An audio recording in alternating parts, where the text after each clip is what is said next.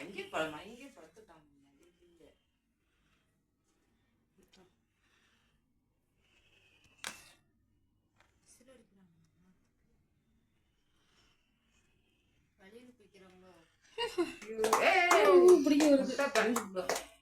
Happy birthday to you.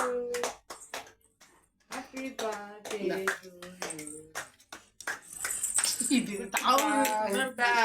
போட்டு பசங்க எடுத்து விடுவேன். நீ புது கையில பழகிட்ட என்ன கட் பண்ணிடலாம்.